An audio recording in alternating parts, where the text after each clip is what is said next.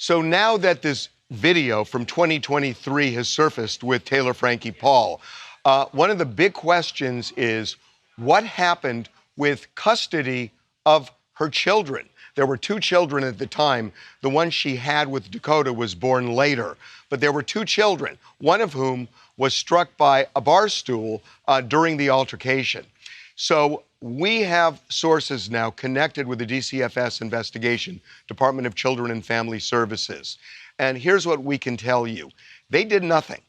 That the DCFS in Utah, and this is really the case with all DCFS around the country, their policy is favoring keeping the family together, not separating children from their parents unless there's an immediate danger.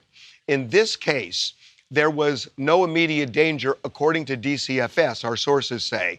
The child was not struck intentionally. It was inadvertent. The bar stool had ricocheted, but she never intended to hurt the child. Therefore, there was no immediate danger, according to DCFS. Now, we asked, what about the fact that after the child was struck and began crying, that she ignored the child and just kept going after Dakota? Our DCFS source, the one connected to this investigation, would not comment and didn't seem to know whether that factored in at all. But the bottom line is DCFS did nothing to take the children away or really do anything after the incident. As you know, she was prosecuted for that incident and ultimately pled guilty to felony aggravated assault. Now, here's the big twist and something that's really troubling.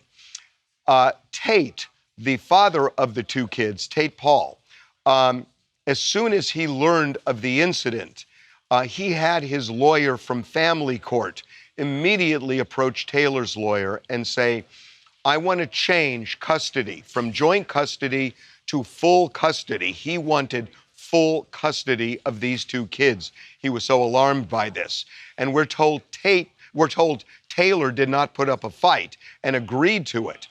Also in that agreement was that Taylor would take an alcohol education course, submit to various tests, including psychological tests and other things that she had to do in order to get some custody back. We're told over a period of 6 months, she eventually got back around 50-50 custody. But for a couple of months, the kids were solely in Tate's care after this 2023 incident.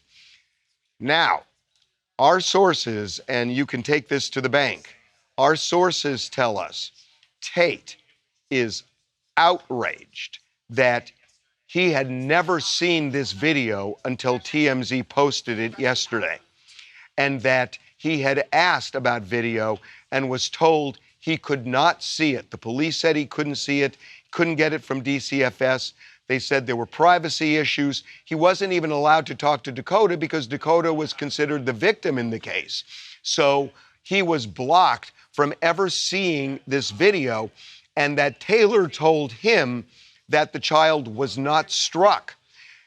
We're told he is just beside himself with rage now, that had he seen that video, he would have gone to prosecutors and said, prosecute her for child abuse, and that the custody change would have been far stricter than it was because he hadn't seen this video and had gotten a different story from Taylor. So the bottom line, the kids were removed from Taylor's care and custody for a couple of months after the incident, but not because DCFS did anything. It's because the father of those kids had his lawyer go into family court and get the other lawyer to agree to the change.